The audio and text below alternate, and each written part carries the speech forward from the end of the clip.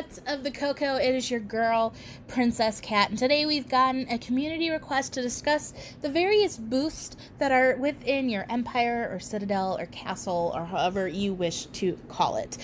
We all know that through enhancing your gear or improving your research will help you better your stats, as well as increasing your troop amount is going to increase the amount of base HP, defense, and troop attack pools that you have.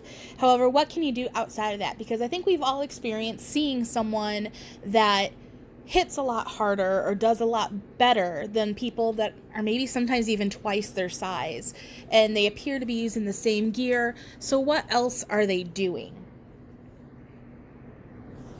I think the most common thing to do, the easiest thing to do, the most beneficial thing to do is going to be enhancing your buildings.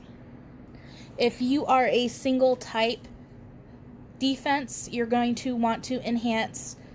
For example, if you are infantry, you'll want to come over here to your training grounds, hit upgrade and enhance, and this is what's going to enhance your infantry attack and your infantry HP.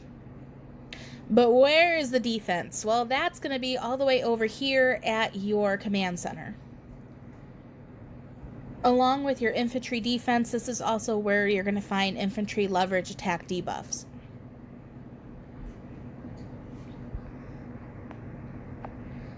For archer, you're going to want to do your range and your wall. For cavalry, you're going to want to do your stables and your warehouse. Your siege buffs will just be in the workshop. So if you're mixed troops, you're going to want to do all of those. Another beneficial one to do, regardless of whether you're single type or mixed, is going to be your prison, because that's going to give you an all-around troop attack, troop defense, and troop HP increase. I feel like those are the most beneficial, as well as making sure that you get the opposite leverage debuff. So if you are infantry, you're going to want to also upgrade your wall, just because that's going to give you your archer leverage, enemy archer leverage debuff. Another good way to get buffs is going to be through your altar, through executing heroes. If you click on your execution buff, that's going to show you what your execution buff timer is. So this is letting me know that the boost that I get below for executing a hero is good for another 2 days and just under 6 hours for me. And that gives a fair amount of boost. Likewise, holding a hero will also give you boost. And the benefit to an execution buff is you can execute a hero and then shield, and you're still going to have those buffs for when you want to unshield. If you have a hero in your prison, you obviously cannot shield while that hero is there. If you go into details and more, you can scroll down and it'll show you the higher level of hero that you are holding, the better the troop attack buff you're going to get. Boof. Level 60, you'll give 52%. These buffs and boosts also do apply and are not just limited to your regular PvP events, but to things like tournaments and whatnot.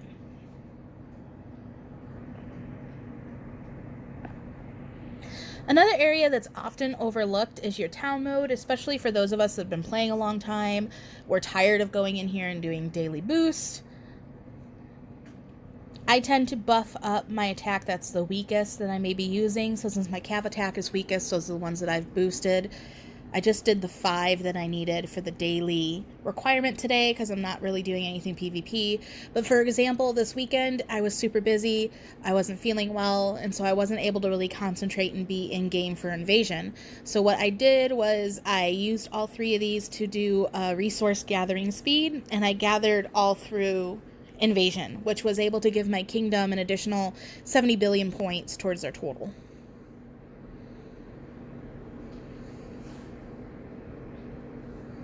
Just doing what you can to help your kingdom.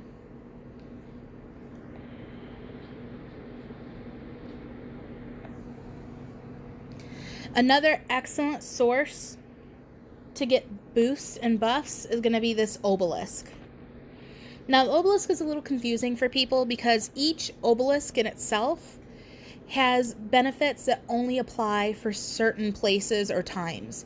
For example, the Obelisk of Creation is only good for giving these troop march speed boost buffs, defense buffs, and HP buffs during domination. However, you're going to see highlighted under it are going to be set effects that include having the Obelisk of Creation at level 100 and above. And these set effects are good at any given time. So although the Obelisk of Creation is only good in domination, and the Obelisk of Gold is only good for Golden Moon, if you have both of them at level 100 or higher, you're going to get this troop HP increase. Again, Creation in Gold will give you HP. Gold and Fire will give you troop attack. Fire and Darkness will give you infantry leverage. Darkness and Steel give you archer leverage. And Creation and Steel give you cavalry leverage. And having all of them upgraded to 100 or higher will give you various rally debuffs.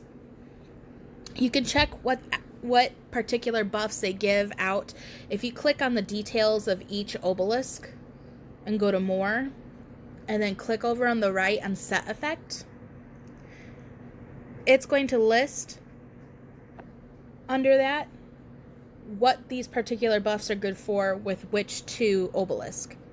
And there's a drop down menu where you can choose different ones that all pertain to the specific obelisk that you've clicked into.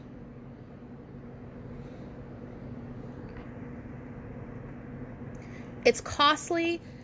Doing about 15 levels a day costs, I want to say it's 100,000 gold a day. So it is costly, but you get some really good boosts and benefits through there. Another area to get benefits and buffs that are permanent are going to be your Steeples. About every 5 levels, these give you a permanent boost that stays in your stats.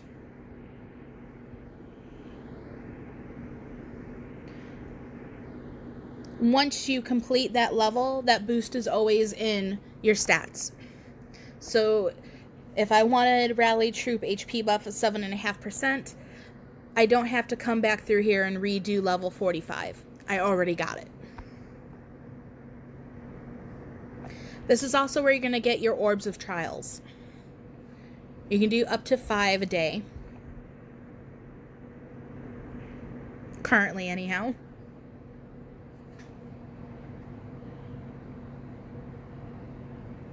Anything that's outside your wall is considered outer buildings in this game.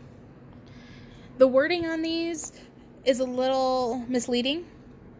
However, if any of the ones that you put out there are going to give you some sort of benefit, and your 3 most beneficial ones are going to be your hospital, which gives you HP bonuses, your barracks, which give you defensive bonuses, and your silver mines, which give you attack bonuses. And you can have up to 10 of each particular building. Now, these boosts and benefits do stack, so if you have 2 of these or 10 of these, you're going to get, whatever the benefit is times 10 if you level them all up at the same time. What's a little misleading is when you come in here and you look at details and you go into more and you scroll down to see the benefits, you're going to see where it says it increases the HP of all troops by 2% per each hospital. That's an additional perk for level 25, for level 26, for level 27, and so forth. However, these all act as a block. So you're going to get a 2% benefit HP increase for each building that you have once you upgrade it to level 29.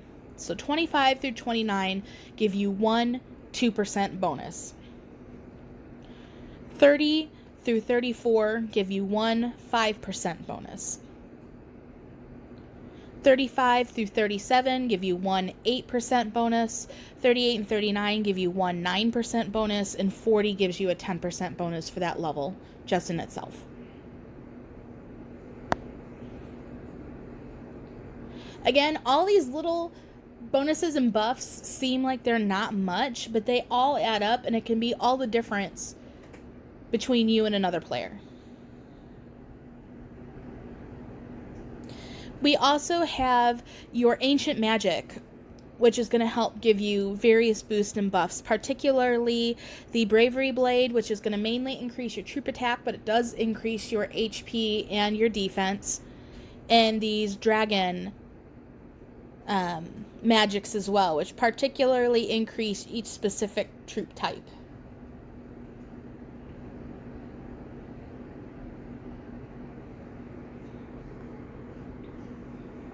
And those are temporary boost.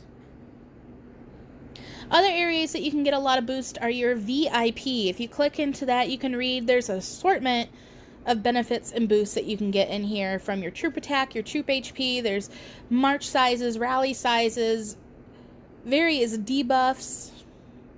VIP is an excellent way to get a whole bunch of boosts. And if you're confused about where you're getting certain boosts, you can click on your player, click on your castle stats. This is going to show you just your basic castle stats. If we come into down here and I get,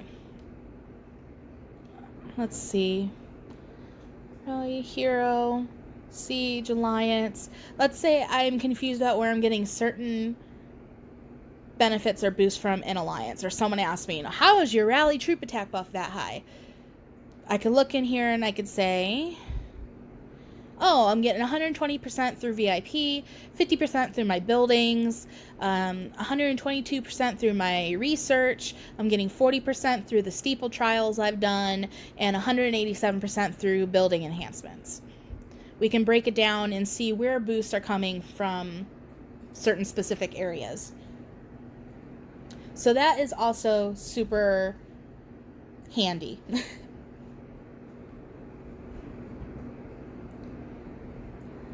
I hope that answers your questions, you guys. If I've forgotten something, leave me a note. Drop a comment. There's so much to remember in this game, so feel free to let me know. Also, we have some really exciting things that are upcoming, so I want you guys to keep your eye out in that. And if you're not in the Elite chat, hit me up online. My line ID is down in the comments. Make sure you get in there, because we are doing an Elite Player of the Month. And what that is that your fancy Elite team gets to nominate 3 to 5 of you players every month for a voting session. And the community, this Iron Throne community, gets to vote. And you guys decide who the player of the month is. When there's a player of the month, they get a write-up written up about them, some recognition. They also get some really cool swag and stuffs. And then at the end of the year, we accumulate all the players of the month for a mega player of the year who gets even more swag and recognition. You guys can definitely nominate to us who you think a player of the month is. And we can pass that on. Also, we're starting a whole new coffee and conversations, and that's going to be with the elite members of Aly and Cinder. What they're going to do is open up a Zoom line chat, and you guys are going to be able to pop in and video chat or voice chat, ask some questions, real interactive thing. Lastly, what I've also been doing is the Elite team is doing a coping with COVID, and we're just trying to, we know right now is a super stressful time, and kind of like the game, you know, you can come in here and craft various things with your ancient magic that can help you out on your day. What are you doing at home? Because even if you are an essential worker and you have to go to work, a lot of us are still staying at home on our off time, because that's, you know, what you should be doing is social distancing. So what are you doing to help yourself out at home? I know for me, I live on a farm, and so I had to craft myself a harrow because spring is here and I need to kind of till up my pastures a little bit and make sure they're clean. And I lost my previous one, so I went ahead and used the scraps that I had and built one, which ended up saving me about $300, and it worked better than my actual harrow that I had last year. So I was super, super happy and excited about that. So what are some of the things that you guys are crafting? And keep in mind that any answers that you guys give in the comments may be used in a future article. But we want to know, because everybody's got a little bit of extra stress, and it just helps when we can share how we're feeling and what we're doing to relieve that, you guys. Anyhow, yeah, drop me a comment, like and subscribe. And if there's anything that you want to see upcoming, just hit me up and let me know. Also, check out our website at www.ironthroneelite.com. Until next time.